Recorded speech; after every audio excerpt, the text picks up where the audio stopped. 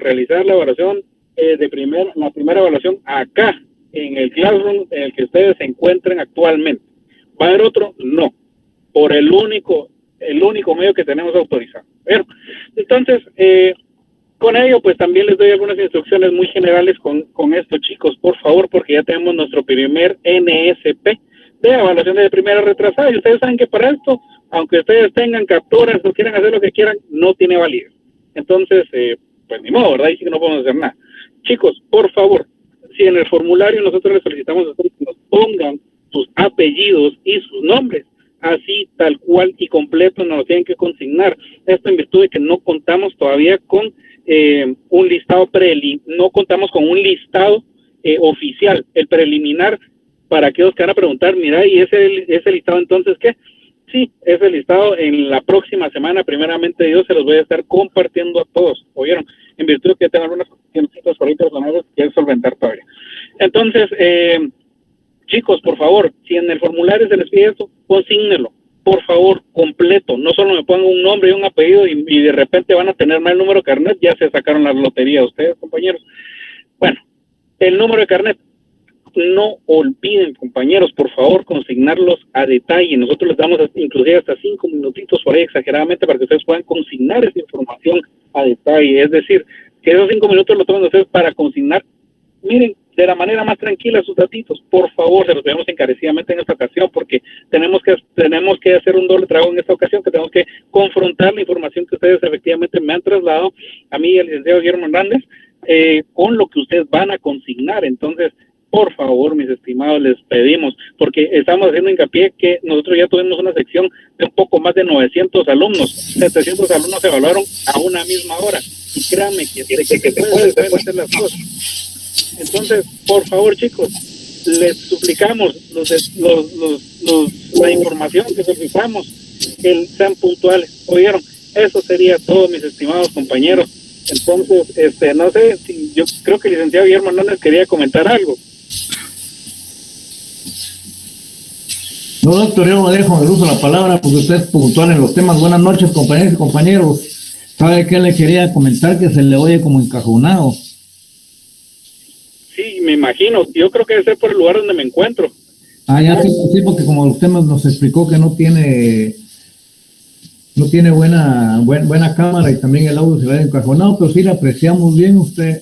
Sí, lo básico es explicarle a los compañeros que por favor lo que nos ha causado ese NSP es el número del carnet principalmente, porque yo como le digo son temas puntuales de usted, lo mío lo académico, que yo pienso que el doctor me da la oportunidad el jueves, como que les voy a anticipar que vamos a tener repaso el jueves porque la otra semana empiezan los exámenes, pero doctor, recalquemos ahí con los compañeros en las plataformas de que yo siento que como yo también fui estudiante, los nervios o la emoción o no sé, nuestro carnet 2010 y colocamos 2001, ahí empezamos a perderlo, hacerlo manual y a veces la sección, doctor, nos pone en una sección que no es la nuestra y se pierde el formulario. Usted les platicó eso, ¿verdad, doctor?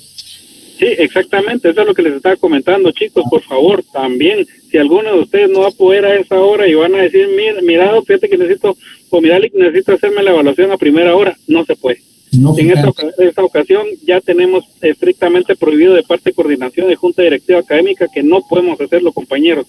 Entonces, por favor, mucho ojo con eso, ¿vieron? Por favor. Sí, cualquier cambio de horario, si no es posible, doctor, que nos distribuye mejor. Entendemos de que se tendría que ir en extemporáneo, si no puede. El tema aquí es una carta de justificación médica o laboral, pero sí, compañeros que a veces entran en la primera hora, son de la segunda hora, entonces ahí se pierde el formulario. Pero siga, doctor, yo lo escucho, usted es el del tema lo académico lo voy a hablar despuesito a los compañeros ahí. Muchísimas gracias, licenciado. Entonces, chicos, por favor, puntualmente, nuevamente, voy a hacer hincapié. Ahí sí que voy a reiterarles de aquí hasta la próxima semana, el martes, el jueves. Datos, por favor, apellidos y nombres completos, sección a la que están asignadas. ¿Oyeron? Eso es importante. Y su número de carnet es demasiado importante. Por favor, no se les vaya a ocurrir poner otro número de carnet porque va a ser problema para ustedes, no para nosotros. Entonces, chicos, eso sería la información que ya les tengo. Y de alguna manera, como les adelanté a los chicos de la otra sección también, pelas, mucho ojo con esto, porque ya estamos también a la vuelta de la presencialidad. Esto es algo ya que es muy por aparte de lo académico, sin embargo, es para animarles a que aprovechen estos espacios que nos tienen en este momento. Entonces, ya por ahí también, de alguna forma extraoficial, pues ya voy haciendo ese comunicado de forma general. Entonces, vamos a tener esos temitas, pero posteriormente. Bien, chicos, entonces, ánimo y muchas pilas con eso. Sean cuidadosos y muy cautos. Vieron, compañeros, cualquier cosa, pues ahí me tienen a la disposición en lo que pueda humanamente apoyarles, pues ya saben que con muchísimo gusto. Eso sería todo por mi parte, mi estimadísimo licenciado. Gracias, doctor, le agradezco ahí. Vamos a esperar ahí que el doctor se nos aparezca. Voy a platicar yo con él, doctor. Muy bien. Bien. Compañeros, buenas noches, si me escuchan, me ven, quiero escucharlos. Sí, licenciado, buenas noches. Buenas noches, Lick. Sí. Gracias. Buenas noches, licenciado. Buenas noches, Lick, ¿cómo está? Buenas noches, Lick. Aquí sonriente, viéndolo. Mire, compañerito, entonces esperamos que si el doctor termina hoy el contenido, el próximo jueves les agradecería de que me acompañen, porque él me va a dar el espacio para dar un repaso desde la primera clase hasta la última, que es hasta donde salida hoy. Pero les pregunto primero, ¿están ustedes de acuerdo que les haga un repaso, compañeros? Por favor, licenciado. Muchas gracias. Por favor. Licenciado.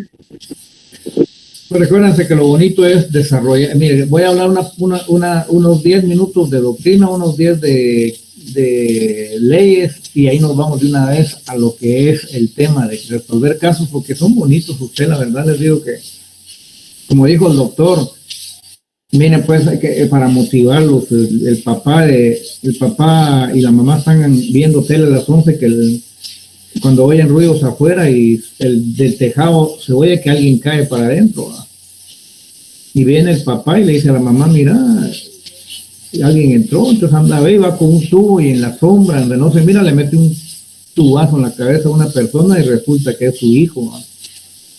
Entonces ustedes, ahí el caso, tendrían que analizar qué delito hay. Ustedes van a tener que presentarse si hay parricidio, compañeros. No, licenciado, porque él no sabía que era su hijo. Hay homicidio culposo. Sí, digo yo. Hay homicidio simple. Hay error en persona. ¿Verdad que es bonito? Eso es lo bonito de este curso. En realidad que lo ponen a uno a pensar, porque realmente, como ustedes ya entendieron, el parricidio tiene una cualidad muy especial. Miren cómo me adelanto con los repasos. Ya saben ustedes que tiene doble dolo, ¿ah? El dolo específico de matar, el ánimo necande, y el dolo del conocimiento de que es el pariente, pues. Él no sabía, pero las circunstancias también en las que se da el delito, tampoco puede uno pone las cascaritas ahí, va. Es homicidio culposo, hasta error en persona. ¿Ustedes creen que entre el error en persona ahí, compañeros? Sí, licenciado. Sí, porque ha confundido a la persona. Pero es que la realidad que él salió y no vio y nunca pensó que era su hijo, pues. Porque según ellos, en su mente, el niño estaba durmiendo, o el bebé de 18 años, no, 17 años, sí, aquí.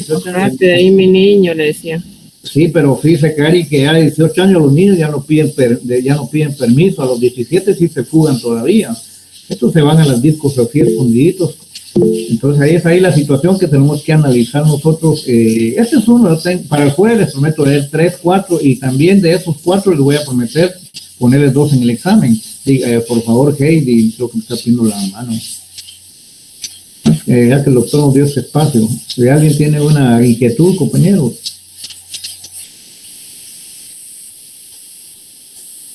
¿Sí me escuchan, jóvenes? Sí, licenciado. Sí, licenciado.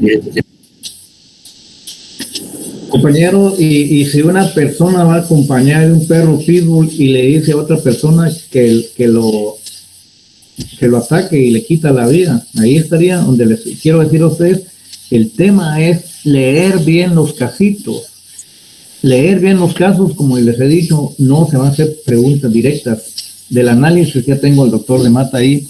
Vamos a, en la primera oportunidad, vamos a tener la oportunidad. Doctor, ya leí las instrucciones ahí de los exámenes. El tiempo es suyo, doctor. Gracias. Muchas gracias, licenciado Hernández. Muchas gracias al doctor Mejía. Efectivamente, les comentaba que probablemente hoy tengamos la última clase antes del primer examen parcial. Tengo entendido, si mal no estoy, o si no estoy equivocado, que los exámenes principian la próxima semana. Entonces, estaba hablando con el doctor Mejía y con el licenciado Hernández para ver la posibilidad de que se hiciera alguna especie de laboratorio el día jueves. Hoy terminamos los delitos contra el honor y con eso estaríamos finalizando pues materia de primer parcial. Es decir, hasta ahí entraría el primer parcial. Luego, después de los exámenes, pues iniciamos con los delitos sexuales, los delitos que atentan contra la libertad sexual, la indemnidad sexuales, y esto lo podríamos dejar ya pues para la segunda fase, o sea, después del primer parcial. Entonces, efectivamente, tal y como lo explicaba el licenciado Hernández, y ustedes ya lo saben, pues nosotros jamás hacemos preguntas directas o para que ustedes aprendan algo de memoria. El examen es a base de casos. Ustedes tienen que resolver casos en los exámenes. Y ustedes tienen que tener obligatoriamente en el momento de examinarse, ustedes tienen, no deben, o pueden, deben de tener sus códigos, su constitución, sus libros, sus chivos, sus copias, todo lo que quieran para la hora que se hagan su examen. Lo único que prohibíamos en la clase presencial era que se comunicaran unos con otros. En este caso, hasta eso nos es un poco difícil controlar, pues cada quien está donde quiera estar y puede estar con quien quiera estar. Pueden ser que 2 o 3 de ustedes estén juntos examinándose y entre ustedes lo hagan. Pero el problema aquí es el tiempo. Entonces tampoco les conviene, aunque nosotros no lo estemos viendo. Sencillamente, si tenemos 4 casos, damos 1 hora y usted tiene que disponer de 15 minutos por caso. Y es un tiempo prudencial, pero exacto, para que lo haga individualmente. Ustedes empiezan a discutir con cualquier persona sobre cómo resolver un caso, ahí se les fue media hora y van a dejar los otros. Así es que esto está técnicamente calculado. Esperamos realmente que les vaya bien. A nosotros nos interesa y ese es precisamente el éxito de esta clase con nosotros. Es decir, lo que pretendemos es que efectivamente aprendan a resolver casos. Así es que con estas explicaciones principiamos entonces el último tema antes del primer parcial, que son delitos que atentan contra el honor de las personas. Este tipo de delitos tienen una característica especial, y yo se los decía al finalizar la clase anterior, y es que son delitos denominados de acción privada. Todos los delitos que hemos visto desde el primer día de clases hasta el día de hoy, todos son delitos de acción pública. ¿Qué quiere decir eso? Que el Estado los puede o los debe perseguir de oficio, sin que nadie lo pida, a través del ente encargado de la investigación y la persecución penal, que es el Ministerio Público. O sea, todos los delitos de acción pública son susceptibles de ser perseguibles de oficio por parte del Estado a través del órgano técnica y constitucionalmente establecido para ello, que es el Ministerio Público. Ahora acá se trata de delitos de acción privada. ¿Cuál es la diferencia? La diferencia está que estos delitos no pueden perseguirse de oficio por parte del Estado. Estos delitos, para iniciar un proceso penal por calumnia, injuria o difamación, es necesario que exista un pedimento, un planteamiento, una querella, para hablar técnicamente, una querella de parte del agraviado, de parte de la persona ofendida. Es decir, y toda la consecución del proceso penal debe haber parte interesada, debe haber parte ofendida, siguiendo todo el procedimiento. Es decir, no lo puede hacer de oficio el Ministerio Público, como en los delitos de acción pública. Esa es la gran diferencia. Acá, entonces, eso es básico. Y eso lo establecen las disposiciones comunes. Las disposiciones comunes principian de estos delitos de acción privada, delitos contra el honor, están a partir del artículo 167. Y es el artículo 169 el que se refiere al régimen de acción. Y dice, solo pueden ser perseguidos por acusación de parte agraviada los delitos de calumnia, injuria o difamación. Salvo, hay una excepción, salvo cuando la ofensa se dirige contra funcionario, autoridad pública o instituciones del Estado. Para este efecto, dice, también se consideran o se reputan autoridad los jefes de Estado, los representantes diplomáticos de naciones amigas o aliadas y las demás personas que, según las reglas del derecho internacional, deben comprenderse en esta disposición. En este caso, solo podrá procederse a iniciativa del Ministerio Público. En estos casos, cuando se trate de funcionarios o autoridades públicas, los persigue de oficio el ente constitucionalmente creado para esto, que es el Ministerio Público. En todos los demás casos de particulares, los delitos son de acción privada y solo pueden perseguirse a través de querella presentada por el ofendido o el agraviado. Muy bien. Siguiendo con las disposiciones comunes, el artículo 167 se refiere a los modos de comisión de estos delitos.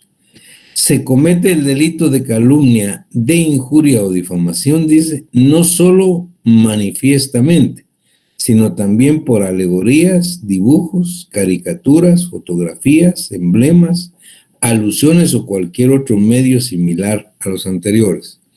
Estos delitos son delitos de acción, pero no solo se cometen a través de acciones manifiestas. Estos delitos también pueden darse, dice, a través de dibujos, de caricaturas, de fotografías. Lo que la doctrina establece y lo confirma la legislación es que estos delitos no son de acción. Regularmente no se aceptan los delitos de omisión en los delitos de calumnia, injuria o difamación. Son los delitos de hacer. Son delitos de hacer. No son delitos de omitir. Les pediría un minuto, por favor, porque tengo una llamada de la coordinación.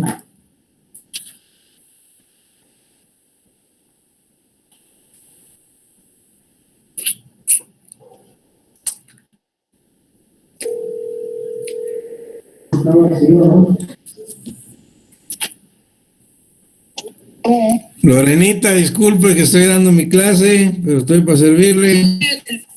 no tenga pena, Lick, es que vi el mensaje que le envió ahí al chat de profesores, pero por eso le envié el calendario corregido. Ah, pero te empiezan la otra semana, ¿ah? El 17 empezamos. Excelente. El 17. Y nosotros Sí. tenemos el 25. El 25, así es. Correcto, Lorenita, le agradezco mucho. Disculpe, usted estoy dando mi clase. Adiós, Lorenita.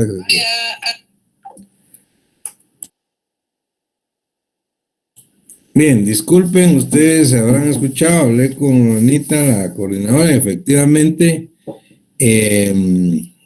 los exámenes principian la próxima semana. El 17 y nosotros tenemos el 25 nuestro examen.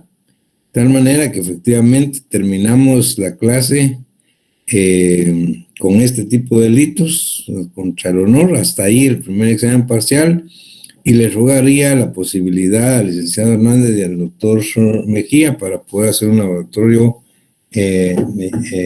con ustedes pues el día jueves. Muy bien, sigamos entonces. Entonces les decía, en cuanto a los modos de comisión, estos delitos son de acción. No se aceptan los delitos de omisión. Luego, el artículo 168 habla de la cesación de procedimientos.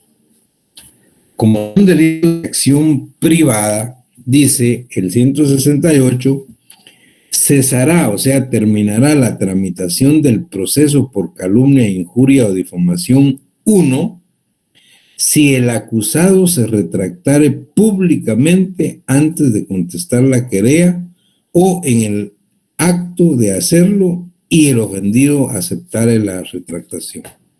Como son delitos de acción privada, si el acusado se retracta públicamente antes de contestar la querella y el ofendido lo acepta, entonces terminaría el proceso penal ahí. 2 dice, si tratándose de calumnia e injuria encubiertas o equívocas, el acusado diere explicaciones satisfactorias antes de contestar la querella o en el momento de hacerlo. Esta disposición no es aplicable cuando la imputación ha sido dirigida contra los funcionarios públicos. Bien, luego el artículo 170 dice, y se refiere a la autorización judicial para poder iniciar una acción por calumnia o injuria, pues como consecuencia de un juicio.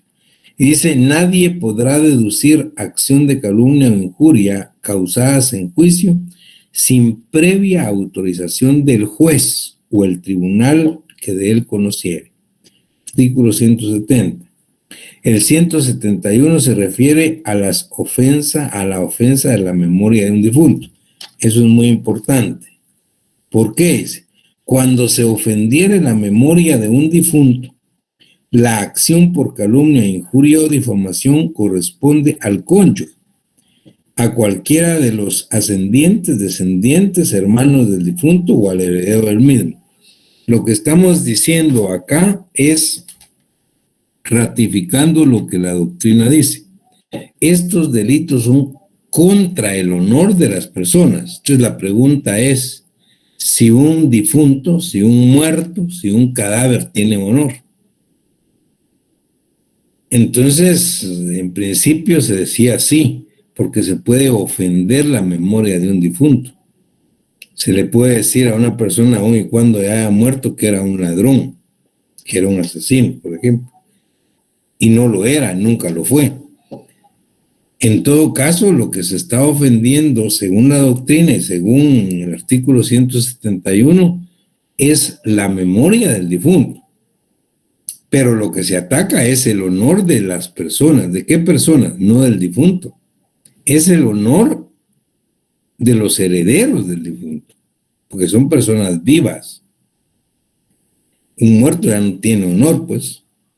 Entonces, eso lo ratifica el artículo 171 cuando se refiere a la ofensa a la memoria de un difunto. O sea, por calumnias, injurias o difamación a un difunto. Es decir, la acción penal debe iniciarla y seguirla, pues, y terminarla, la esposa o su cónyuge o sus herederos, ascendientes o descendientes. Bueno, luego habla el artículo 172 de las disposiciones comunes de la exención de la pena. Dice, el perdón de la parte ofendida extingue la responsabilidad penal o la pena en los delitos de calumnia, injuria y difamación contra particulares. ¿Esto por qué? Porque son delitos de acción privada.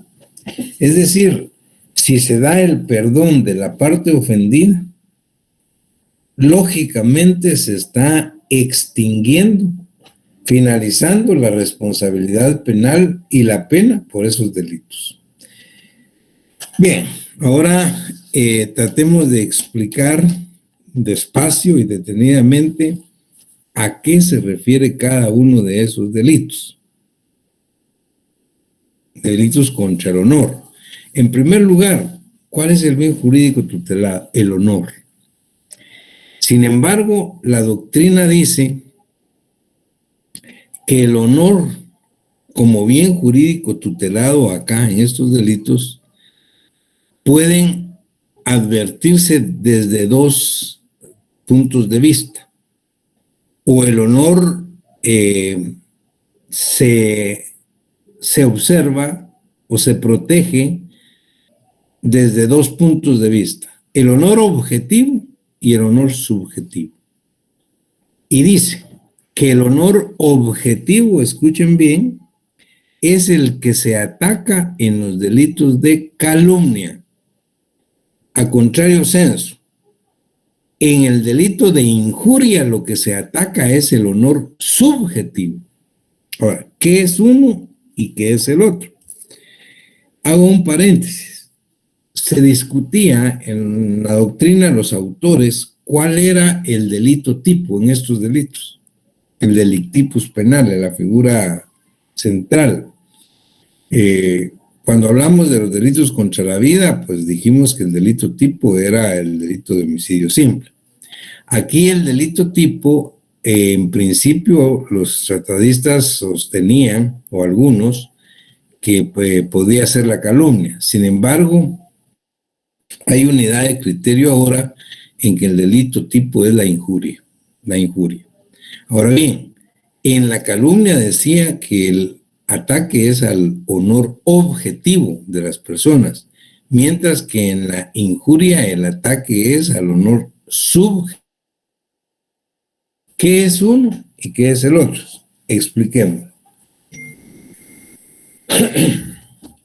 El honor objetivo, que es el que se ataca en la calumnia, es el que viene de afuera para adentro. Es el honor advertido externamente. En otras palabras, para que lo comprendan más fácil, rápido, el honor objetivo es lo que los demás piensan de nosotros. Eso viene de afuera hacia adentro. Lo que cada uno de ustedes pueda pensar de mi persona, eso es parte de mi honor objetivo. Es decir, el honor objetivo está compuesto por las consideraciones, por las valoraciones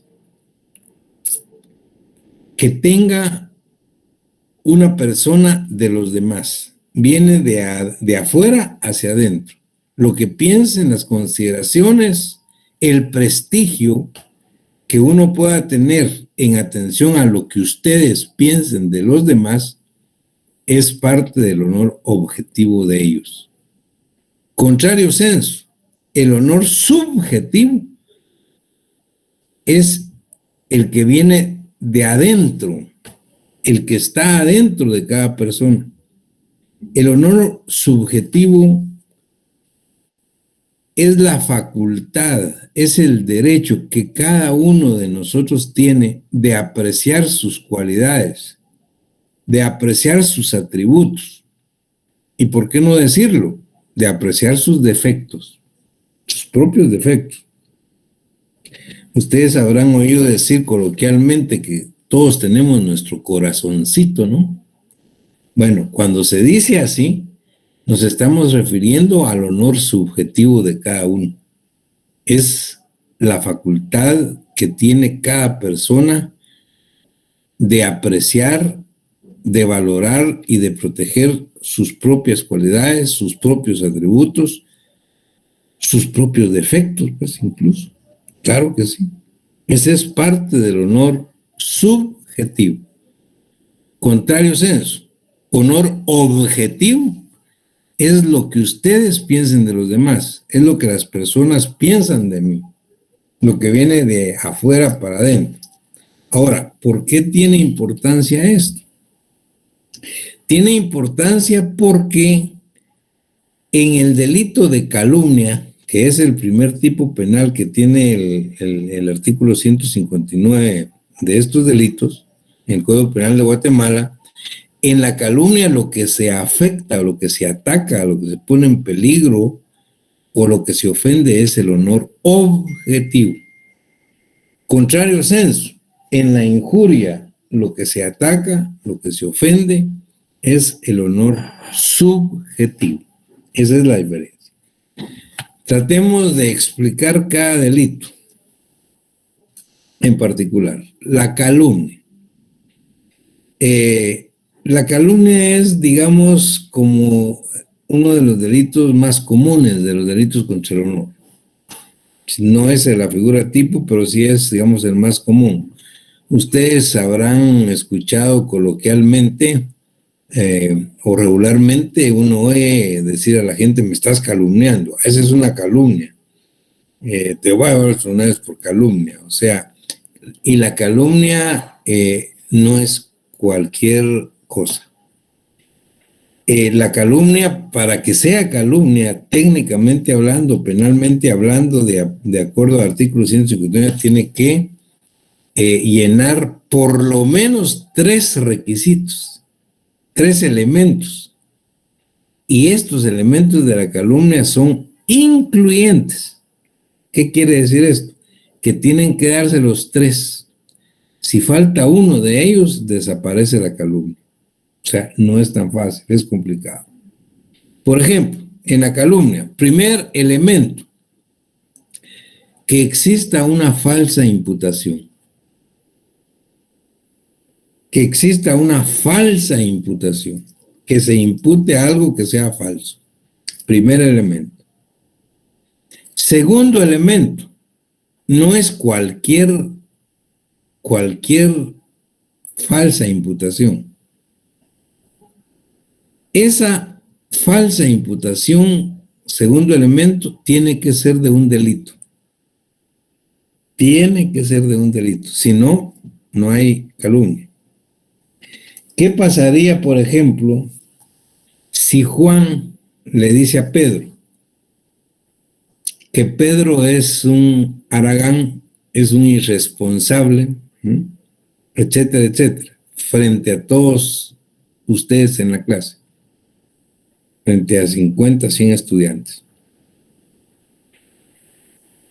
Pedro se va a sentir ofendido en su honor objetivo, porque es lo que de él está diciendo Juan, que él es irresponsable, que es un haragán.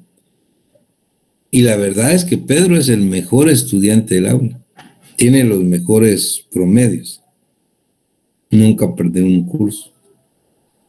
Entonces él se va a sentir ofendido. Entonces, la pregunta es, ¿habrá un delito de calumnia ahí? Veamos. ¿Hay una falsa imputación? Sí. Sí, porque Pedro es el mejor estudiante. Nunca va a dejar un curso. Y le están diciendo que es un haragán y es un irresponsable. Entonces, la imputación es falsa. Llena el requisito. Veamos el segundo. Esa falsa imputación tiene que ser de un delito. ¿El ser haragán irresponsable es delito? Desgraciadamente no. Entonces no hay calumnia. Fíjense bien, no hay calumnia. porque la imputación tiene que ser de un delito. Y vamos con el tercer elemento. Primero es que sea una falsa imputación. Segundo, que esa falsa imputación sea de un delito. Pero tercero, que ese delito que se imputa falsamente sea perseguible de oficio. Si no, no hay calumnia. Miren, 3 elementos básicos que son incluyentes. Tienen que darse los 3. ¿Qué pasa si Juan le dice a Pedro que él es un irresponsable? Es que porque tiene a sus hijos muriéndose de hambre, que se va de parranda todos los fines de semana y que sus hijos no tienen cómo comer y cómo vestirse.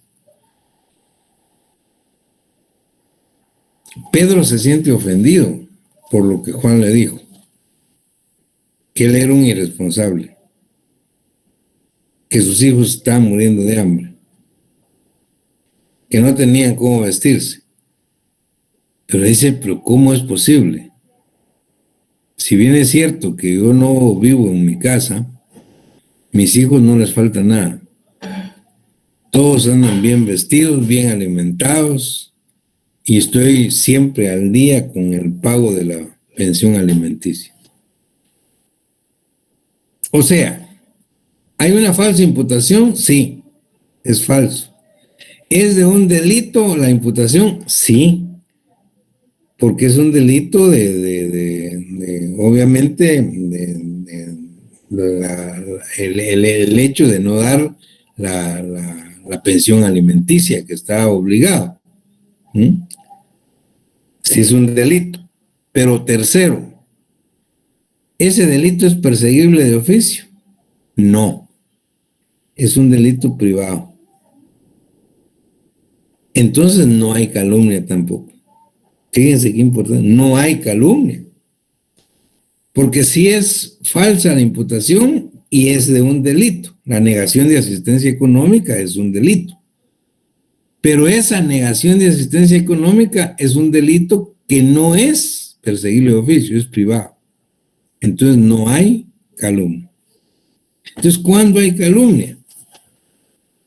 Cuando haya falsa imputación, que esa imputación sea de un delito y que el delito sea perseguible de oficio. ¿Qué pasa si Juan le dice a Pedro,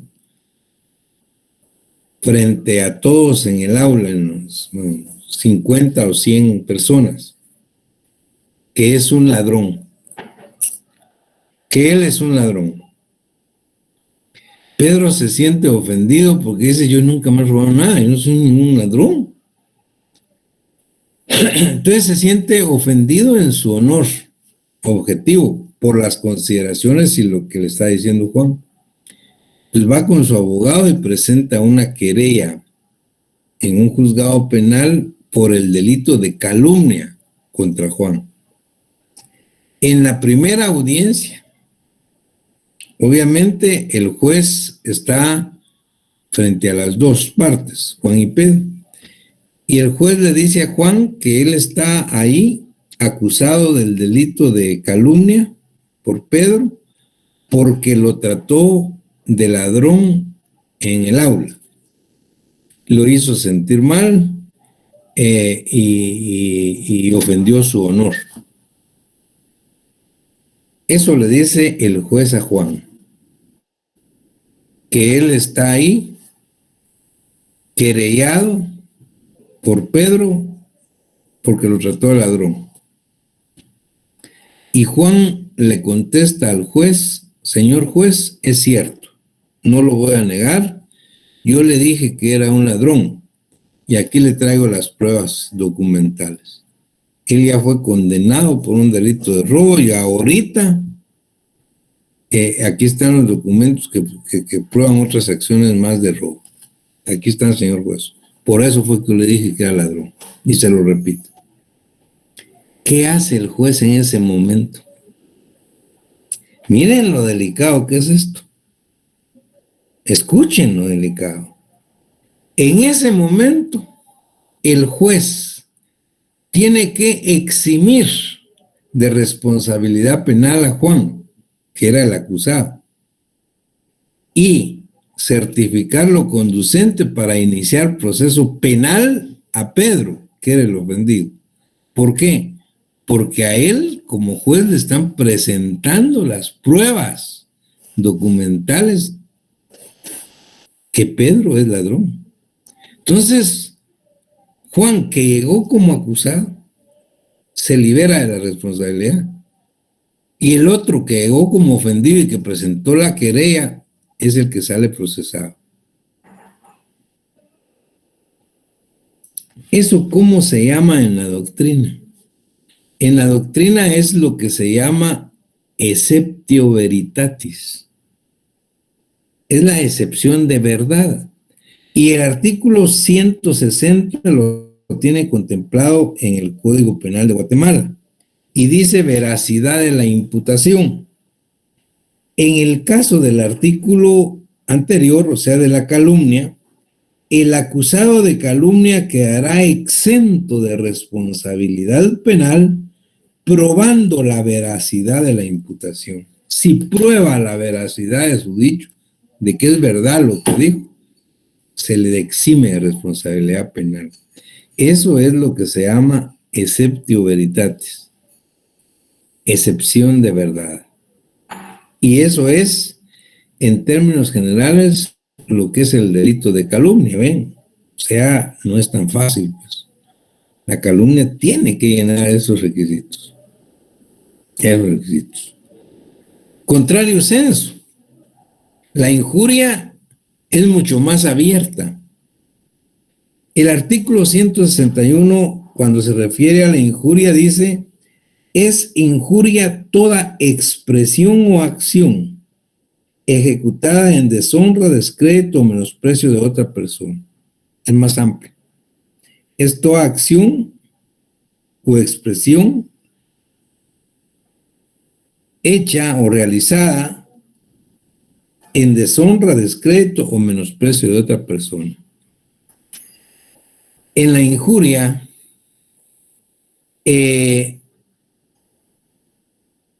por ejemplo, los apodos muchas veces son injuriosos. Cuando se le dice un apodo a alguien, coloquialmente en el medio de cultura nuestra, por ejemplo, ¿qué pasa si a un sujeto pues que usa lentes porque no ve bien? Un servidor ya tiene que usar lentes y tiene mucha grabación, que le dicen choco. Y puede ser que Juan le diga a Pedro que es choco. Vos choco, güey. Es una manera despectiva de decirle que no ve bien porque usa lentes. Él se siente ofendido. Y va con su abogado y presenta una querella por injuria. El juez los llama a la primera audiencia, y le dice, señor Juan, usted está aquí querellado por el señor Pedro porque usted lo trató de choco en el aula, frente a todos los compañeros.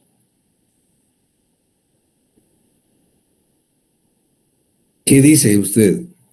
Y Juan le contesta, señor juez, es cierto, yo le dije que era choco porque él no mira. De 0 a 10, solo ve 1. Y usa lupas como lentes para ver. O sea, lo que yo le dije es cierto. ¿Qué hace el juez en ese momento?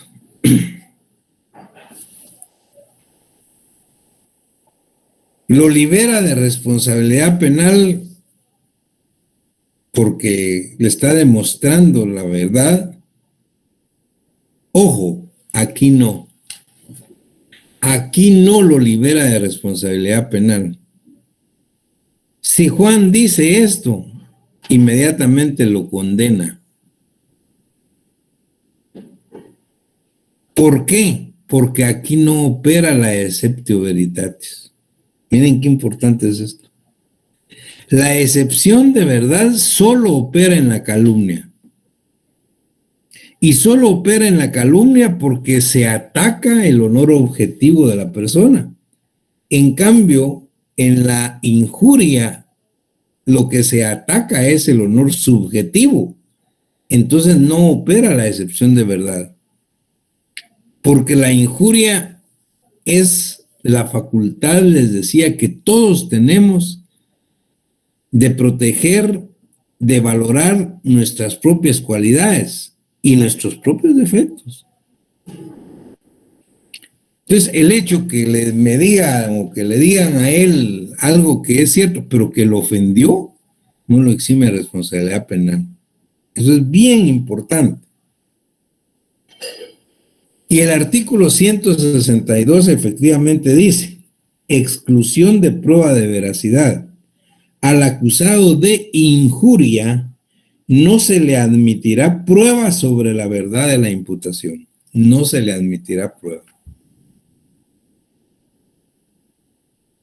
Ahora, vean bien.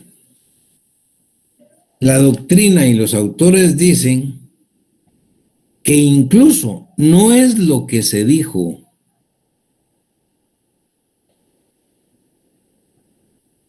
que en la injuria las expresiones deben efectivamente afectar el honor subjetivo de la persona. Porque esa misma expresión dicha por otra persona no le causa ninguna molestia, le causa gracia. Por ejemplo, en un grupo de compañeros de aula, son 5 y uno de todos usa lentes, muy graduados. Entonces a él se le dicen Choco, Choquito. Y él, al contrario, él no se ofende, contento se siente. Así lo llaman sus 4 amigos de aula. Es más, cuando le dicen su nombre, puchica, dice, ¿y ahora? ¿Y estos que estarán enojados conmigo? Ahora, no se enoja por cuando ellos se lo dicen, pero que no va a ser otro de otra sección o de otro lado que venga y que le diga vos Choco, porque ahí sí se va a ofender. Entonces no es ni siquiera la expresión, dicen los autores. Es que efectivamente el sujeto pasivo se sienta ofendido en su honor subjetivo. Esa es la injuria. Ahí no opera la excepción de verdad que sí opera en la calumnia.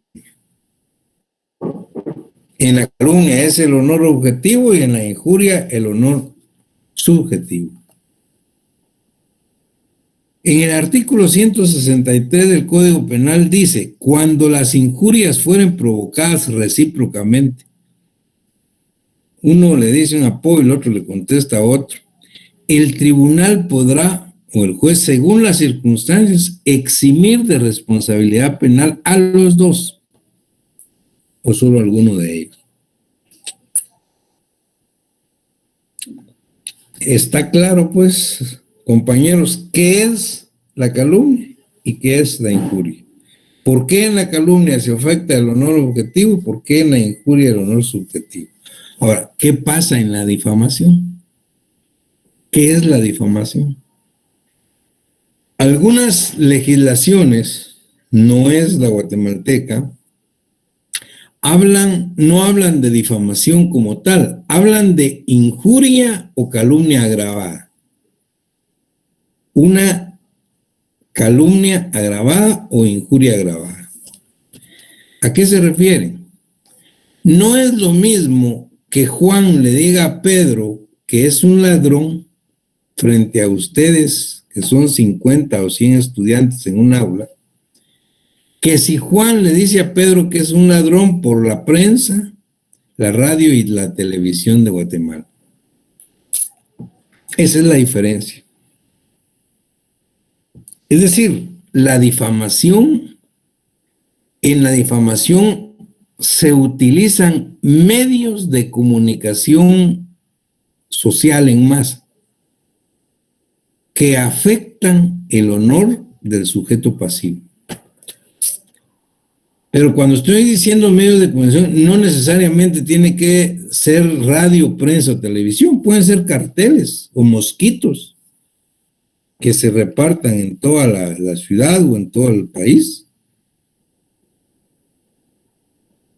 En todo caso, ¿cuáles son los elementos de la difamación? Los elementos de la difamación son los siguientes. Son los mismos de la calumnia o los mismos de la injuria. Los mismos elementos de la calumnia y la injuria, solo que se utilizan medios de comunicación social en masa. Pero hay otro elemento más importante que dice la doctrina, que ese medio de comunicación social en masa debe incidir directamente dentro del medio social en el cual se desenvuelve el sujeto pasivo.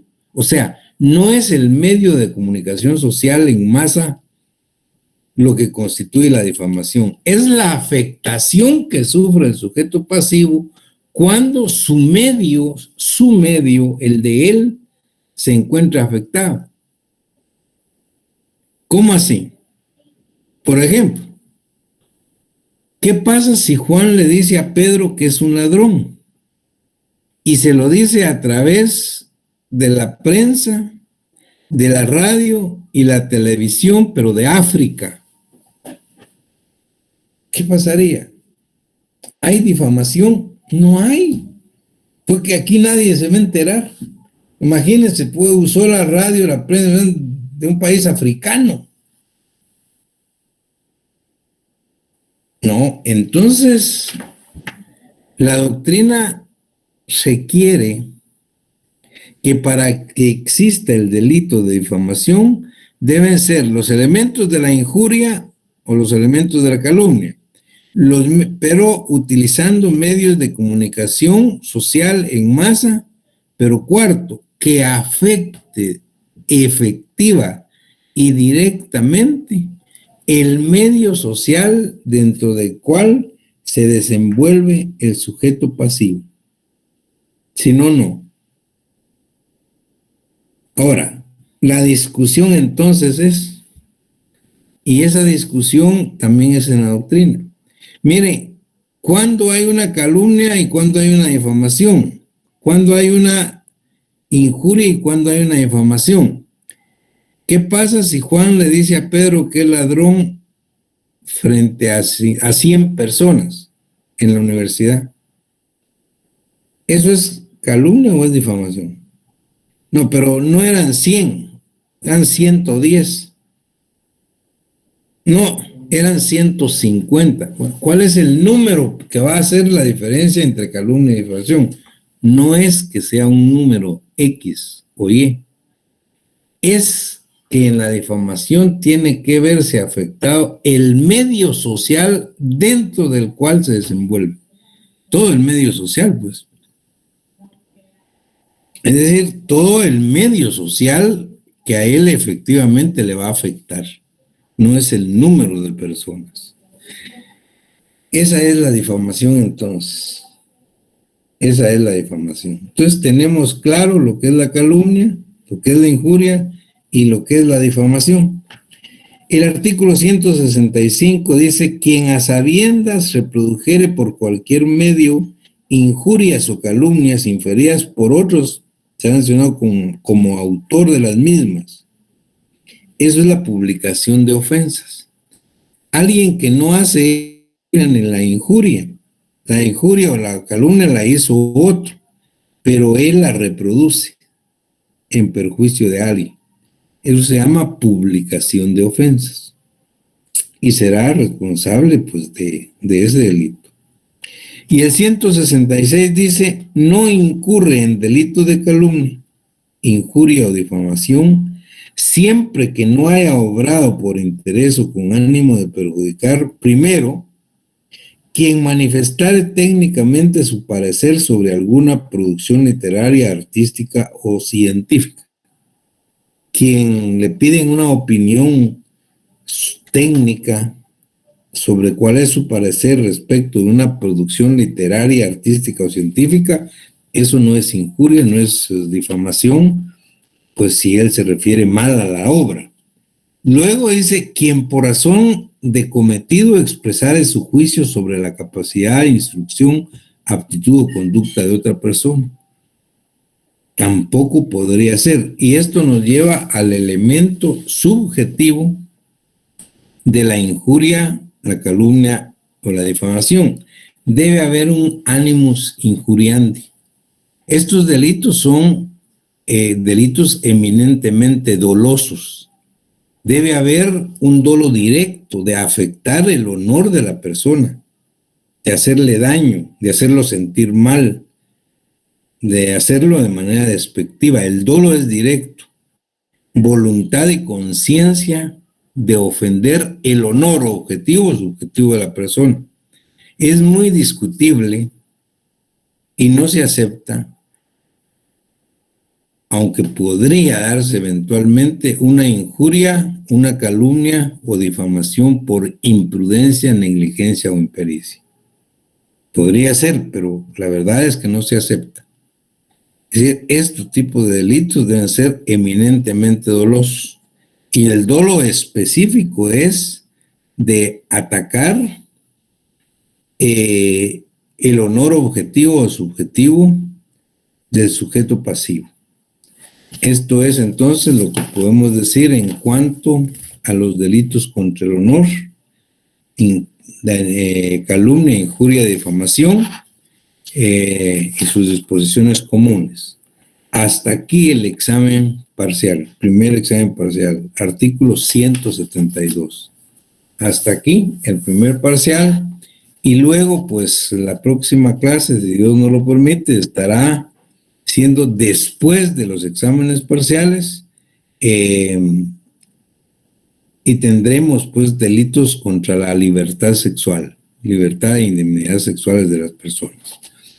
Les rogaría entonces al licenciado Hernández, al doctor Mejía, que me apoyaran, pues tal vez podemos hacer un laboratorio pequeño el día jueves para que ustedes estén ya pues más o menos con una visión clara de qué se trata el examen en la resolución de casos.